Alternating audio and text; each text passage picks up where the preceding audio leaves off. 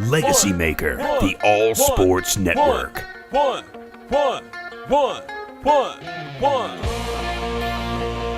to the one-on-one.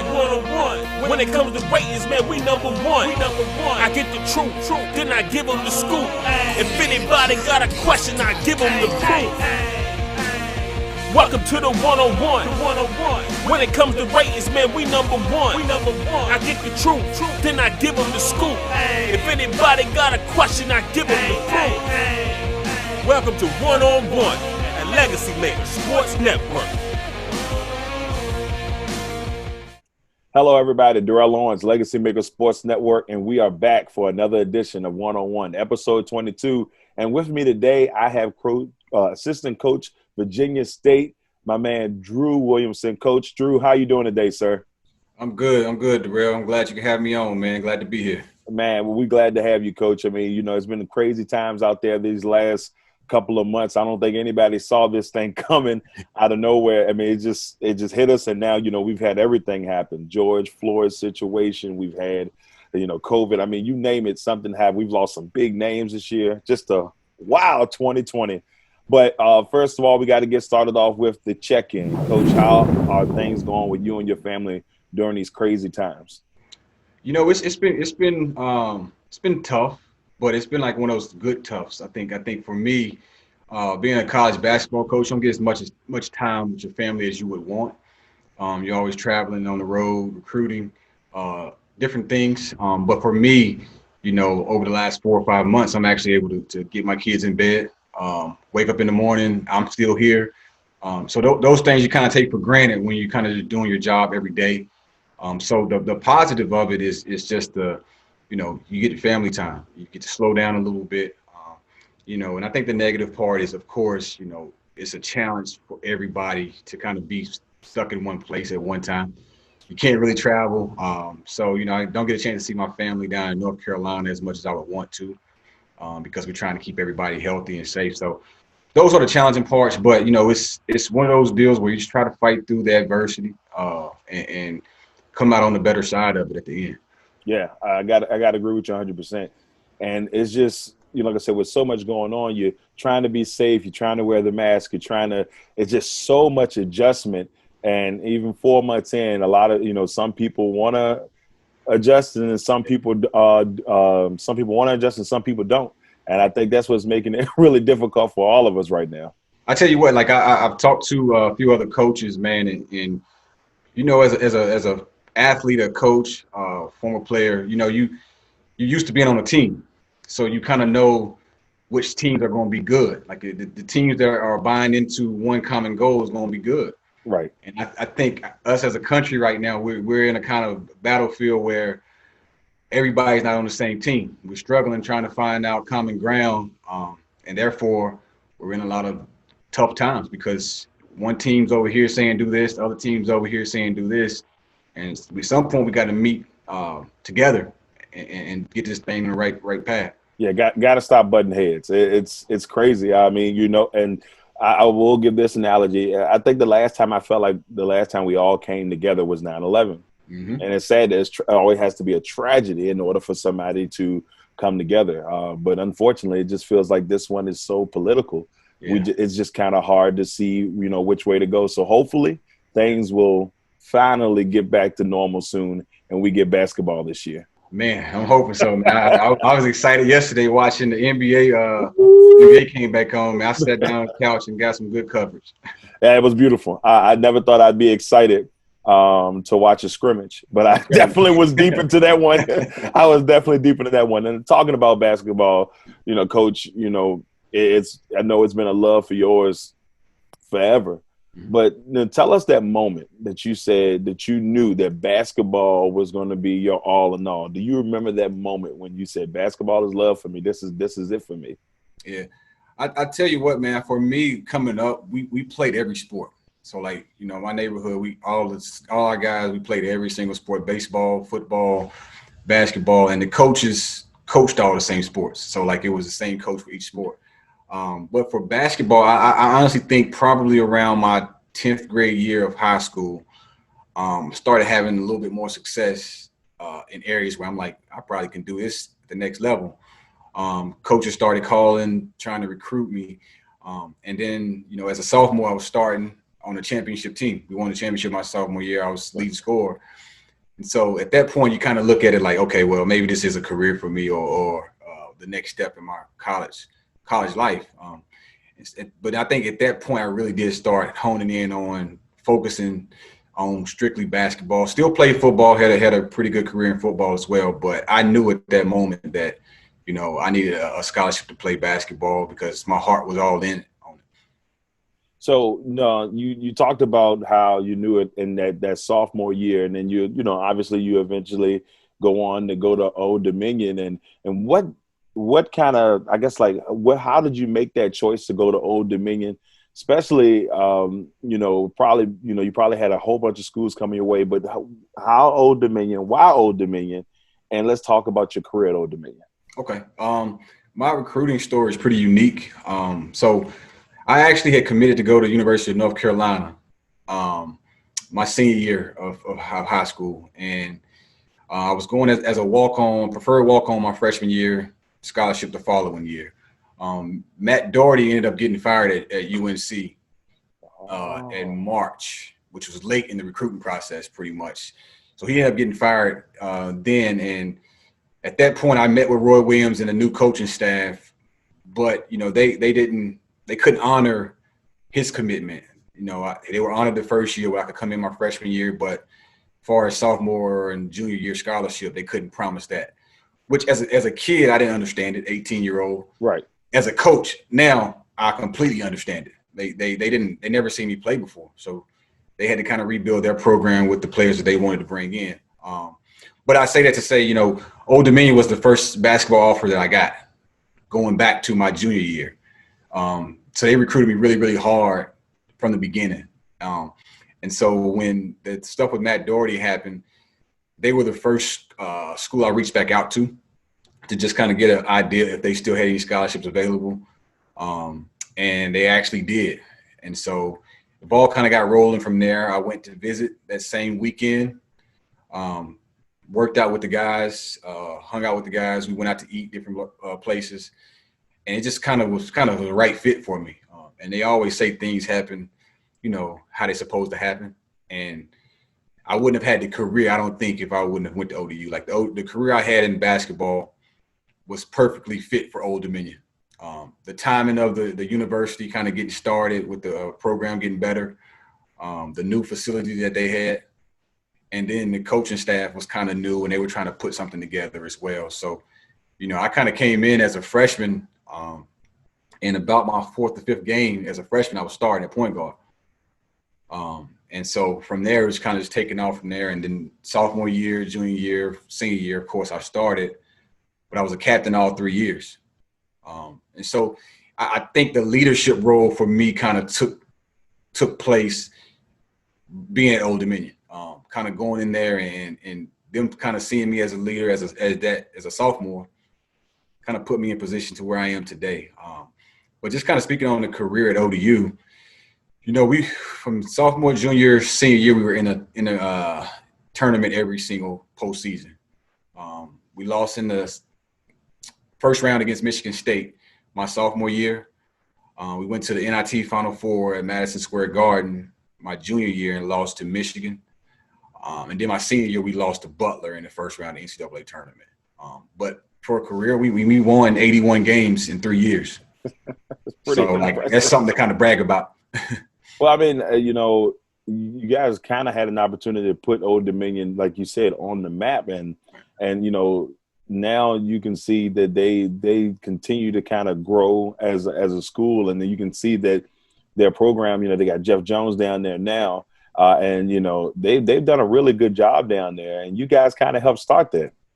Yeah, I would like to say so. I think they had some really good years, you know, like in the 90s, 97, 98, around that time. But it kind of hit like a little, you know, 4 or 5 year skid where things weren't going the way they wanted it to. And then again, like you said, we came in and, you know, after my freshman year, we had 5 freshmen and 4 sophomores. So that group of 9 guys were getting ready to kind of grow together for the next 3 years. So we kind of hit stride a little bit earlier than everybody expected because the next year we won 28 games my sophomore year, and I guess it's still I think it's still the wins record for a year, I think.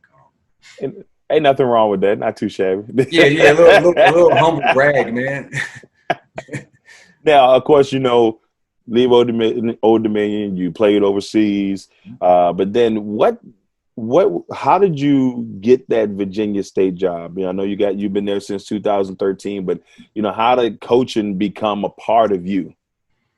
Well, I remember sitting down with my head coach when I graduated at ODU, and I told him I wanted to coach. At the time, he asked, you know, what's your career path? He sits down with every senior after the end of the season and trying to figure out what they want to do next. And I told him I wanted to coach. Wanted to try to see if I could play overseas for a couple of years and then get into coaching right away. So he kind of always kept it on his mind. And, you know, I played 3 years in Germany. I got hurt my very first year. So I missed the second half of the season, got healthy, played 2 more years. But the year I got injured, I came back to ODU, like just come watch practice, stayed in contact with the coaches, started coming to some games. And so that last year when I stopped playing, I moved back to North Carolina for about 6 months. And I got a phone call from a coach saying they had the director of basketball operations job opened up. So I came up to meet with Coach Taylor and got the job right away. But I say that to say it kind of leads into the next part of my career is, you know, I'm in the office, sharing the office with Lonnie Blow. So Lonnie Blow was the assistant coach at ODU for that first year I got back as the ops. And we shared the same office and talked basketball every day, you know, go to eat lunch every day. So we just kind of built a relationship just pure off of just kind of commonalities. And it just grew. He ends up taking another job the next year, but we stay in contact. And then the following season, we end up getting let go at ODU. But he gets the head coaching job at Virginia State. And so right away he called me, you know, if you want to take the job, it's yours. And it's very, very interesting because my lease in Chesapeake was up like on a Thursday. He got the job on Tuesday. So me and my wife come to Richmond, to the Richmond area to find a place to live in like 2 days. And I mean, it ended up working out and we've had some success since then. But you know, I always tell everybody I meet now and talk to that you kind of never know who's going to be somebody that can help you down the line. Like, you know, every interaction you have with somebody could be that one interaction to change your life. So you got to take those things seriously. And for me, it actually did because, you know, I knew Coach Blow from previous years of one of his players played with me in ODU. Mm-hmm. But, you know, I never would have thought me and he would be the head coach and working for them. Yeah, I think people, and I understand you completely on that. I think people don't realize how much selling yourself is important, especially when you're getting to know people. And whenever you can leave a great impression on somebody, you know, it always will come back somehow, some way, and things will, you know, work out well for you. And like I said, that situation with you and Coach Blow, and it's right there. It's right there in front of you. Right. Now, we're going to go to, well, before we do that, I have to ask you this. You know, y'all have been very successful at Virginia State. A couple years ago, you guys you won 28 games and you had the school's record in most wins. And I mean, the success that you've had at the school, what do you guys attribute that to? I think the one thing that me and Coach Blow, and you know, you kind of grow relationships organically. And so like just by us starting that relationship back at ODU, like we have so many things in common. Like, you know, he's won a lot in every level that he's coached on. I've won a lot every level I played and coached on so far. And so the one thing that we always talk about, we never really consider losing. We never really, it's never a discussion. Like that's not part of our DNA. And it's not like I think a bragging thing. It's just kind of what we've kind of been accustomed to. And so I think the one thing that we've been able to do is identify kids who don't identify with losing either. And it's tough because, you know, guys play so many games, AAU, high school, so they're going to lose. So you got to kind of pick and choose, like, you know, and I think the first thing that we did when we sat down, we talked about going to find kids that have won championships in high school. Like just to go out, recruit guys. They don't have to be the best player on the team. Have they won a championship wherever they're coming from? Right. And because what happens is they understand a lot, that all the stuff that go into it, the sacrifice, the discipline, the camaraderie, being a good teammate, being coachable, all those things are already instilled in them. And so we wanted to do that. I think we just kind of, once you start kind of winning, you start attracting guys that want to win as well. And we've been lucky and blessed, to have a nice facility to help recruit guys in too. But we've kind of stayed on that same formula. Let's find guys that understand how to win and know how to win and ultimately want to win. A lot of guys want to have stats. We try to stay away from the guys who want those stats. Yeah, I mean, that team atmosphere is huge. And that arena, oh, my God, you're talking about a gorgeous arena, just a job well done there. And, it is. It's a really good place to play. And like I said, my experience of being, it's just beautiful. Yeah. I mean, and how could you not want to go and play there? So I'm hoping that we get an opportunity to see more of that this year. Go away, COVID. Go away. Exactly. All right, everybody. Now it's time for my favorite segment of the show. It is time for Quick Ones. Coach Drew, are you ready for your edition of Quick Ones? Let's do it. All right, let's get this party started. First one for you. Most underrated basketball player, in your opinion, all time? Scottie Pippen. Okay. And why Scottie Pippen? Before this Last Dance documentary came out, I don't think people realized how good he was even when Mike retired. Like the year Mike retired, he was second or third for MVP votings. I think the Bulls only lost like one game less than what they lost the previous year with Mike. And nothing to take anything away from Mike. I just think because Mike was so good that people diminished what Scottie was able to do. Mike didn't have to guard the best player. Scottie took that under his own. Like Scottie was the first player I thought where he could bring the ball to court, guard the best player, play, guard the 4-man, guard the 3-man. He just kind of he's kind of what the NBA is now. Back then. Yeah, he probably would be. He would probably be flourishing in today's NBA. It's perfect for him. We talking about. I would, and maybe on comparison from maybe I'm a little wild on this, but I feel like how now people drool over Kawhi Leonard. Yeah. I think we would be the same thing if Pippen was playing today. Absolutely, that's just me. That's just me. Kawhi and Paul Georges of the world, yes. That's what Scottie was, I think. Yeah, and the Clippers got two of them. Look at that. Next one. If you could play another sport other than basketball, which sport do you think it would have been, or would you play? It would have been football for sure. I actually had some scholarship offers to play football coming out of high school. So it would have definitely been football. I got a quick one. So on that, so who was the biggest, which school recruited you that you have leaned towards if you were playing football? I would have went to Wake Forest. Okay. Wake Forest. Okay. ACC. Amen to that. Amen to that. Next one. Favorite arena you've played in? Oh, that's a great one. Madison Square Garden. Oh, man, you got to play the Garden. Oh, that's awesome. That's awesome. I don't know if I'd have made it look good, but I definitely would have tried out there. that was like just the shoot-arounds, the warm-ups. I mean, that was a whole nother – I had chills, man. Oh, the chills. Playing there. I was saying you got to come in there and you got to have a whole meditation session before you even get going. I'm telling you.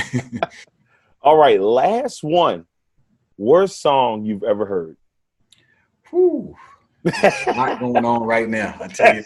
There's a lot going on. Facts. Probably just turn. I'm not gonna tell you what station, but you could probably just turn to a couple stations and just let it play. That is tough.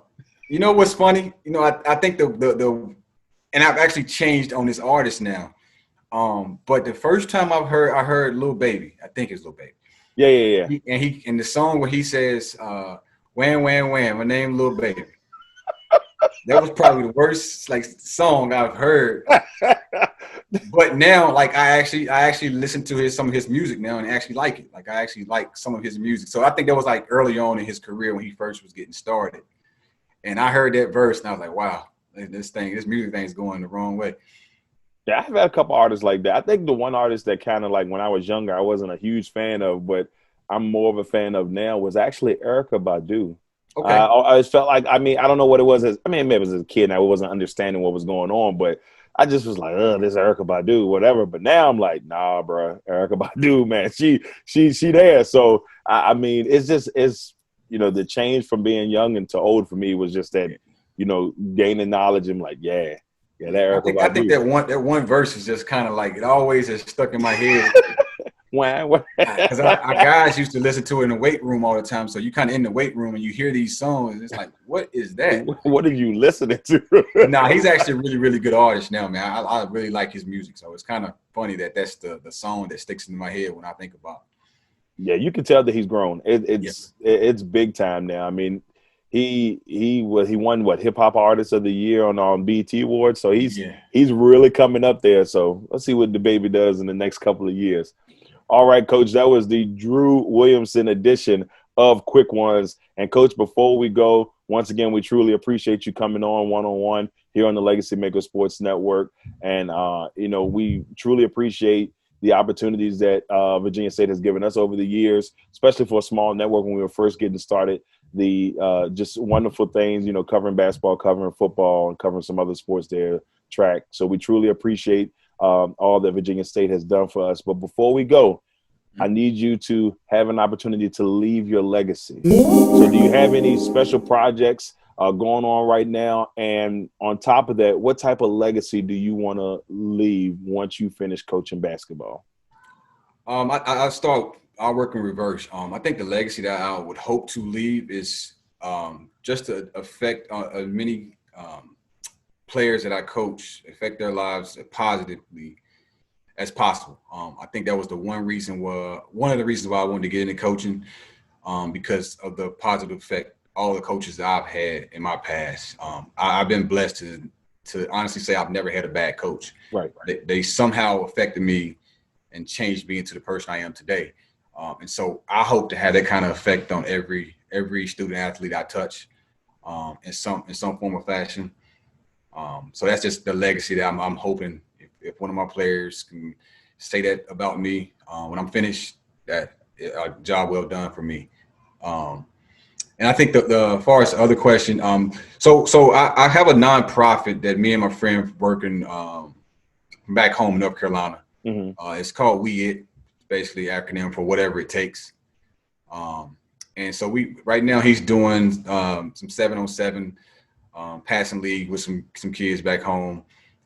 We did a Father's Day camp last summer. It's one of our first big events that we did, free Father's Day camp where the fathers came in, brought their kids. We did a basketball camp for them. We had planned to do it again this year, along with like some golf tournaments and other stuff, but unfortunately didn't happen. So it actually gives us a chance to kind of go back to the drawing board and add some stuff to it. So I think we'll turn it into an entire weekend next year. We'll do a camp, basketball, golf tournament, and maybe a football 7-on-7.